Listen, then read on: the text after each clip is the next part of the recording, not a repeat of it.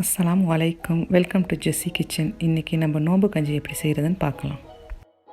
அடுப்பில் ஒரு சட்டி வச்சு வெந்தயத்தை வறுத்து எடுத்துக்கோங்க.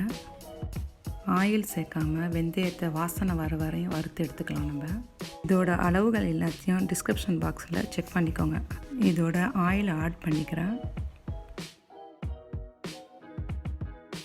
இதோட சேர்த்து 2 டேபிள் ஸ்பூன் நெய்யை ஆட் பண்ணிக்கிறேன். இதோட ஒரு சின்ன சைஸ் பட்டை சேர்த்துருக்கேன். இதோட ஒரு ஆனியனை கட் பண்ணி சேர்த்துருக்கேன். ஆனியன் நல்லா வதங்கட்டும்.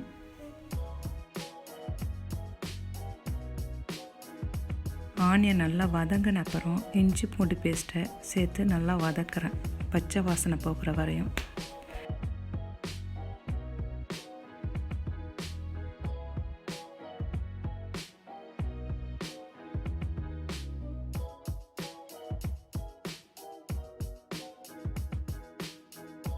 இதோட ஒரு மீடியம் சைஸ் தக்காளியை சேர்த்து வதக்குறேன்.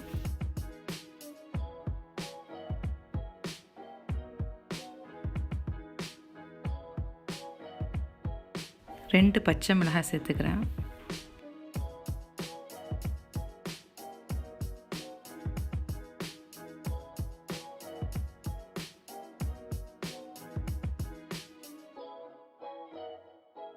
இதோட மல்லி புதினா இலை சேர்த்துக்கிறேன். இதோட ஒரு பெரிய சைஸ் கேரட்டும் பொடியாக நறுக்கி சேர்த்துக்கிறேன். இதை எல்லாத்தையும் மிக்ஸ் பண்ணிக்கலாம் நல்லா.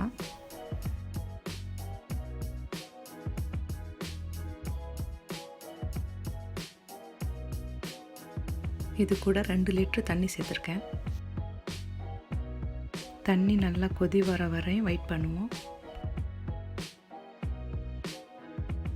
1/4 படி பச்சரிசி எடுத்து 1/2 hour ஊற வச்சுருக்கேன். அதோட 2 டேபிள் ஸ்பூன் கடலைப்பருப்பும் சேர்த்து ஊற வச்சுருக்கேன்.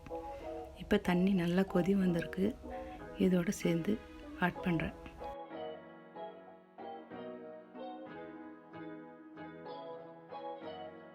இது மூடி போட்டு 15 நிமிஷம் வேக விடலாம். இப்போ அரிசி நல்லா வெந்திருக்கு. இதோட தேங்காய் பால் எடுத்து வச்சுருக்கேன், அதையும் சேர்த்து கலந்துக்கிறேன்.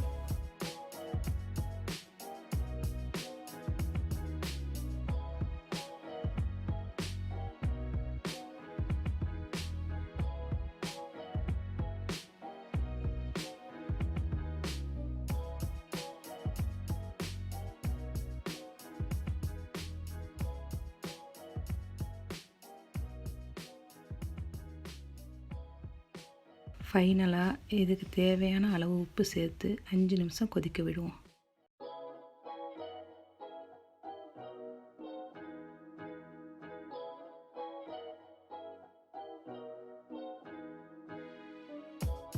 இப்போ நம்மளோட நோம்பு கஞ்சி ரெடி ஆகிடுச்சு. அடுப்பு ஆஃப் பண்ணிக்கிறேன்.